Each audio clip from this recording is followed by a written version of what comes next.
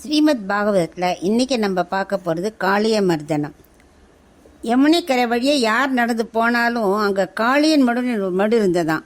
அந்த இடத்துல மட்டும் ஒரு விஷஜ்வாலை வெளியே வந்துட்டே இருந்தது. வானத்தில் பறக்கும் பறவைகள்லாம் இந்த காளியன் மடுவுக்கு மேலே பறந்து வந்தால் போகிறோம். அந்த விஷஜ்வாலை தாக்கி அப்படியே கீழே யமுனையில் விழுந்து மாண்டு விடுமாம். அந்த மடுவில் நீரில் வாழும் உயிரினங்கள் எதுவுமே வாழ முடியல. காளியன் மடு இருக்கும் கரையில் குறிப்பிட்ட சுற்று வட்டாரத்தில் இருக்கும் மரங்கள் எல்லாமே பட்டு போயின.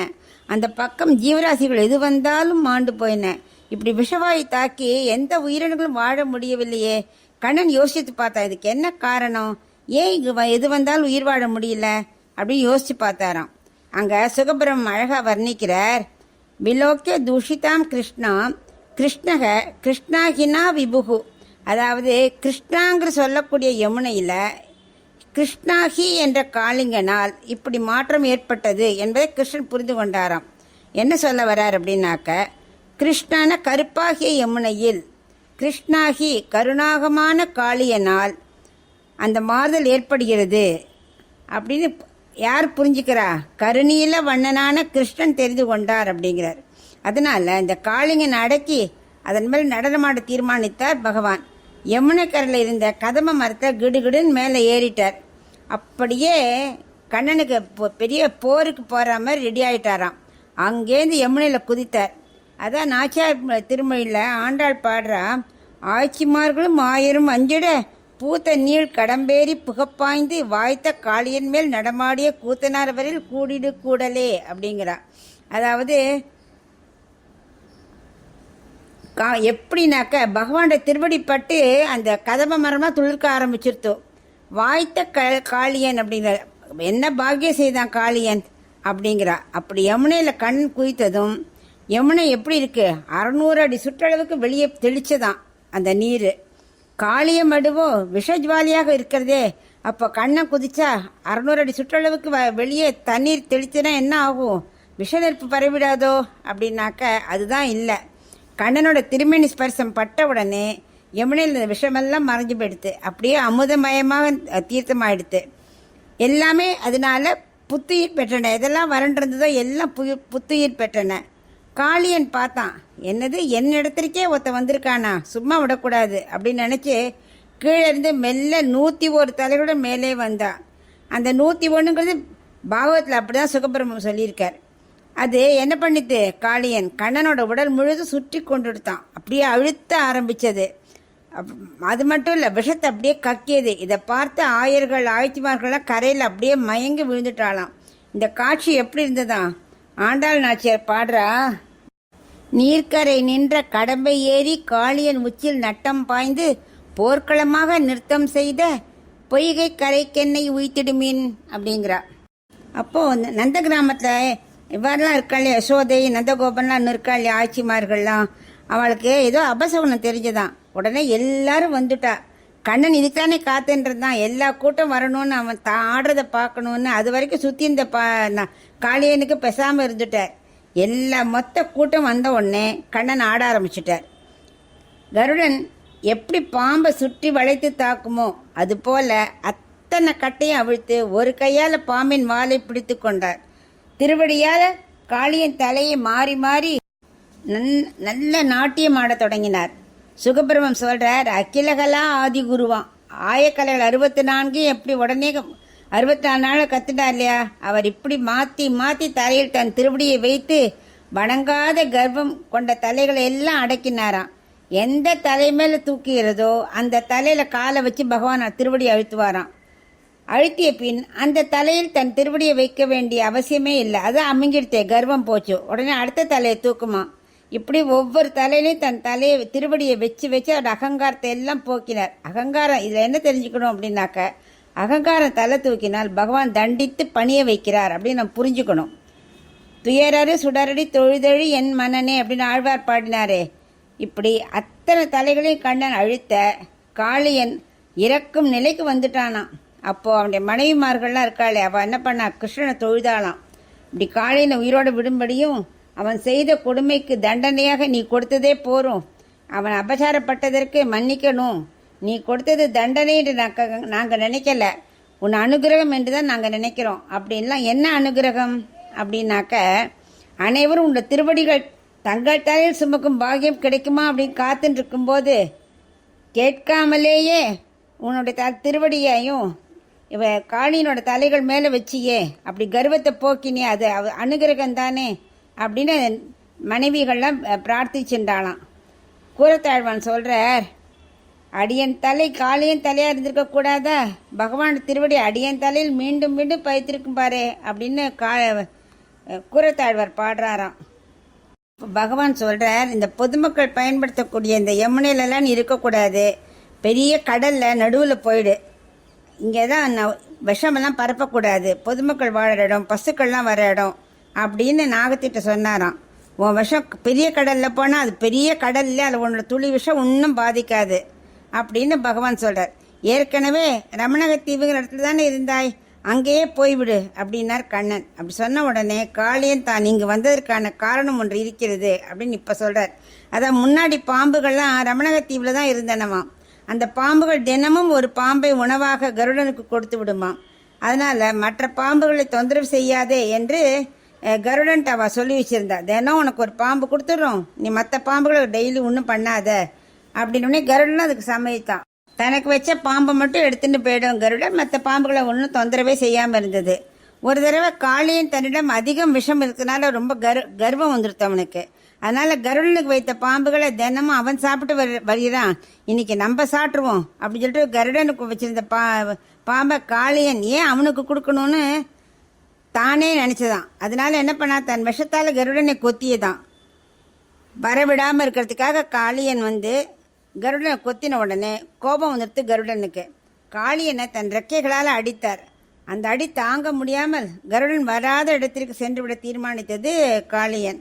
அந்த காளிய மடுவிற்கு கருடன் வரமாட்டாராம். ஏன்னா அதில் ஒரு கதை இருக்குது. என்னன்னாக்க சௌபரி மடு அப்படின்னு தான் முன்னாடி அதுக்கு பேர் இருந்தது. அங்கே சௌபரிங்கிற முனிவர் அந்த ஆற்றுல 12 வருடங்கள் தவம் புரிந்தாராம். அங்கே மீன்கள்லாம் அப்படியே சந்தோஷமாக நீரில் விளையாடுவதை பார்த்து அப்படியே மகிழ்ந்தாராம்.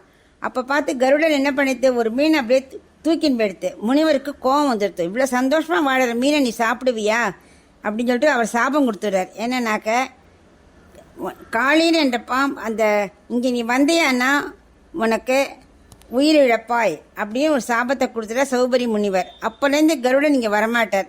இதை காளியன் தெரிஞ்சு வச்சுட்டு தான் காளியன் இங்கே வந்ததுக்கப்புறம் இந்த சௌபரிங்கிற மடு காளிய மடுவாயிடுத்து.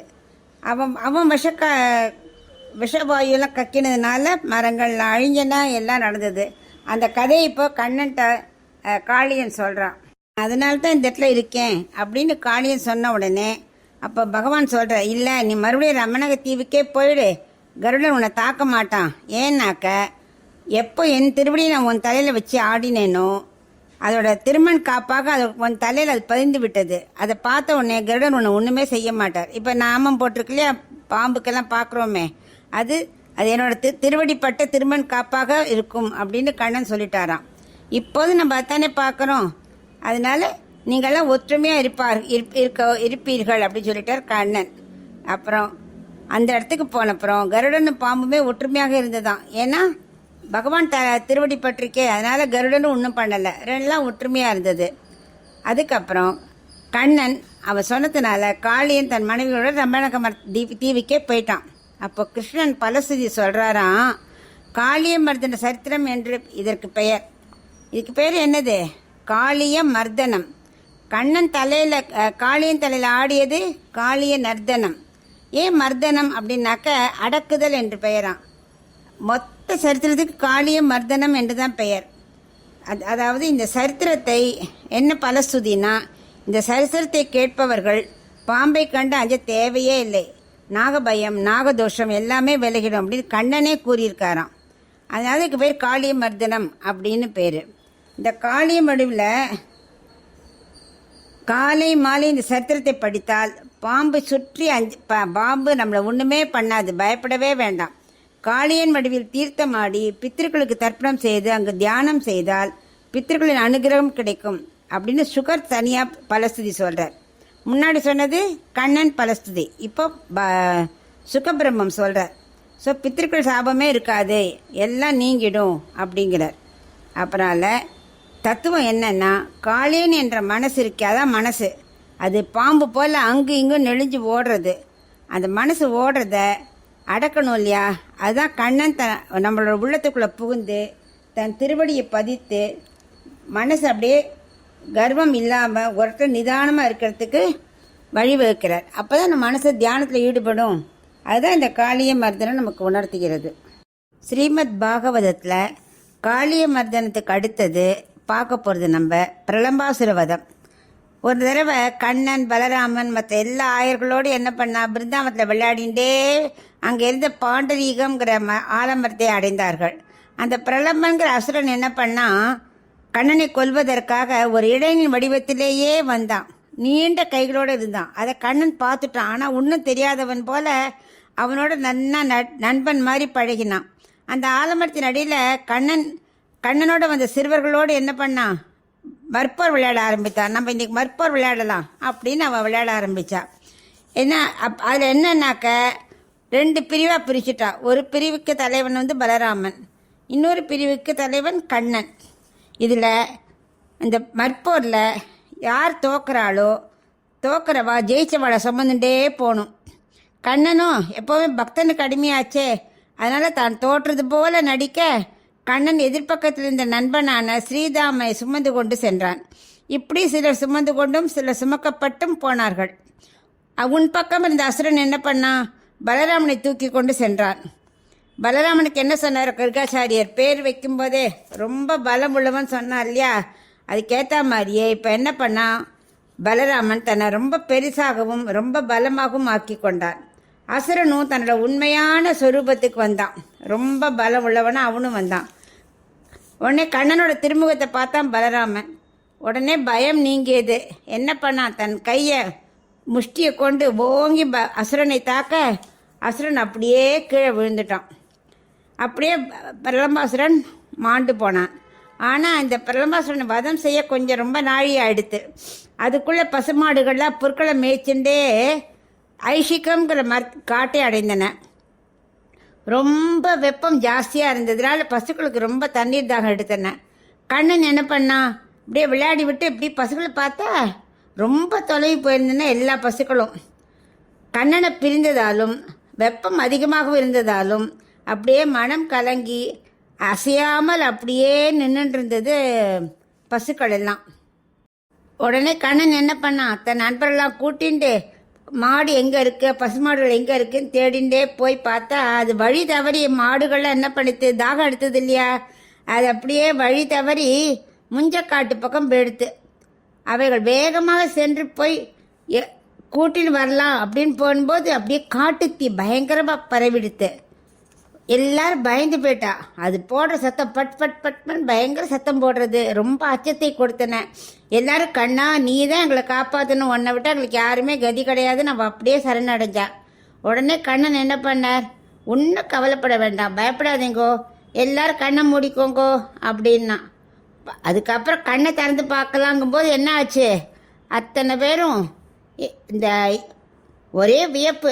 ஏன்னா காட்டுத்தி எங்கே போச்சுன்னு தெரில, முஞ்சக்காடு எங்கே போச்சுன்னு தெரில. இவள் இருக்கிற இடம் பாண்டிக மரத்துக்கு அடியில் வந்துட்டா.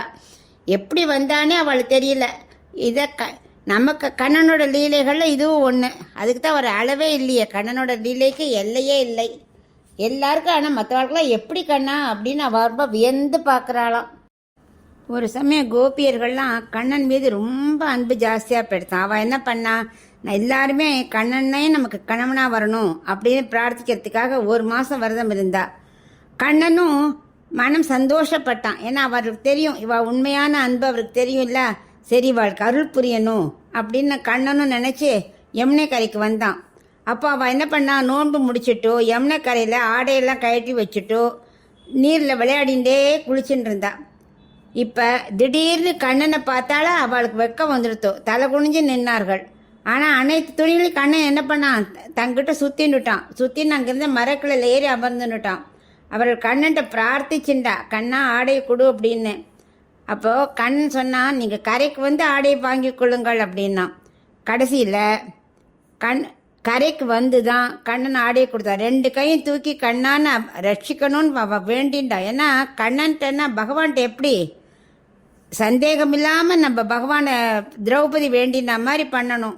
அந்த மாதிரி வேண்டின உடனே கண்ணன் துணிகளெல்லாம் கொடுத்துட்டான், மகிழ்ச்சியோடு கொடுத்துட்டான். அப்போ கண்ணன் சொன்னா, உங்களுக்கு என்ன விருப்பம், நீங்கள் எதுக்காக நோன்பு நோத்தல் நான் தெரிஞ்சுன்னுட்டேன், உங்களுக்கு கண்டிப்பாக நான் அருள் புரியிறேன். உங்கள் எல்லாரையும் இந்த தாமரை போன்ற கண்களை கொண்டு நல்லா கடாட்சித்துட்டோ அவன் சொன்னது இப்போ இல்லை, அதுக்கேற்ற சமயம் வரும். யமுனாவில் நிலா வெளிச்சத்தில் நான் உங்களை விருப்பப்படி உங்கள் ஆசையை நான் நிறைவேற்றுறேன் அப்படின்னு சொன்னோடனே இவெல்லாம் ஆற்றுக்கு திரும்பி வரச்சே திரும்பி கண்ணனை பார்த்துட்டே வந்தாளாம். கோபியர்கள் எப்படா நான் யமுனை இதில் கண்ணன் நிலா இதில் வெளிச்சத்தில் கூப்பிடுவான் அப்படின்னு ஏங்கிண்டே வந்தாளாம். இன்னொரு சமயம் இந்த வேதம் ஓதுபவர்கள் இருக்கா இல்லையா, அவளாம் என்ன பண்ணா, யாகம் பண்ணிட்டு இருந்தா. அவளோட பத்தினிமார்கள்லாம் பகவானுக்கு உணவு சமைச்சுட்டு இருந்தா. அந்த இடைய சிறுவர்கள்லாம் இருக்கா இல்லையா, ஒரு நாள் என்ன பண்ணா, அந்த இடையர்கள் கண்ணன் எல்லாரும் என்ன பண்ணா, ஒரு நாள் பிருந்தாவனத்துலேருந்து ரொம்ப தொலைவில் உள்ள காட்டுக்கு போனான். அன்னைக்கு கண்ணன் சொல்லிட்டான், முன்னாடியே யாரும் உணவு கொண்டு வர வேண்டாம், அங்கே யாகம் நடக்கிறது, அங்கே நமக்கு எல்லாம் கிடைக்கும் அப்படின்னு சொல்லிட்டான். அதனால இவ யாரும் எதுவும் கொண்டு வரல. ஆனால் ரொம்ப தூரம் போயிட்டாலே அவளுக்கு பசி டைம் வந்துடுத்து.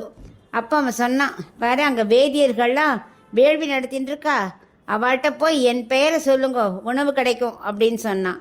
உடனே இந்த ஆயிரம் குழந்தைகளும் என்ன பண்ணா, அங்கே போய் அந்த வேதியர்கிட்ட கேட்டா, கண்ணன் பேரை சொல்லி எங்களுக்கு உணவு தாங்கோ அப்படின்னா. அவள் அது காதில் விழுந்தது, ஆனால் விழாதது போல் இருந்து யாகத்தையே பண்ணிட்டு இருந்தா. சிறுவர்களுக்கு அப்படியே மனசு ரொம்ப வருத்தமாகிடுது. மறுபடியும் கேட்டா.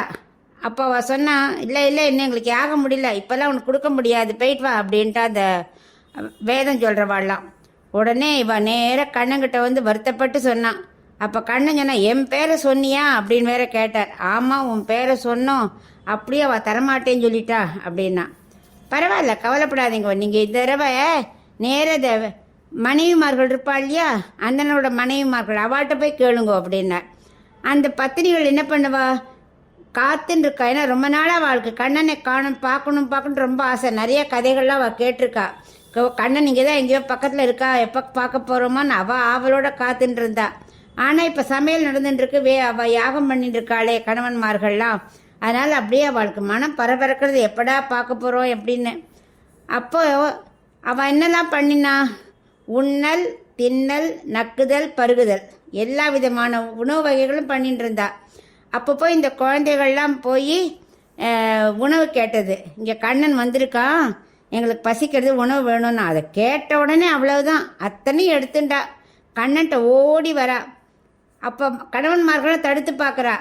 அவள் சொல்கிறா, பகவானுக்கு நெய்வேத்தியம் பண்ணாமையா, பகவானே நேரம் வந்திருக்காரு, அங்கே நெய்வேத்தியம் பண்ணாமல் இங்கே என்ன இருக்குன்னு சொல்லி கேட்கவே இல்லை. மனைவிமார்கள் ஓடி வந்துட்டா. அதில் ஒரு மனைவி மட்டும் போக விடாமல் அவள் கணவன் தடுத்துட்டான். தனக்கு போக முடியலேங்கிற வருத்தத்தில் அவள் அப்படியே அங்கேயே மோட்சத்தை அடைஞ்சிட்டாளாம். அதுக்கப்புறம் அந்தனர்களும் அவள் மனைவிமார்கள் பக்தியை கண்டு அவளும் கண்ணன்கிட்ட தான் செஞ்ச தப்புக்கு மன்னிப்பு கேட்டு பிரார்த்திச்சுண்டா. கண்ணனும் அவளுக்கு அனுகிரகம் பண்ணா. மனைவிமார்களையும் எல்லாரும் சந்தோஷமாக வச்சு பக்தியோடு இருக்க வச்சான். இது ஒரு சம்பவம்.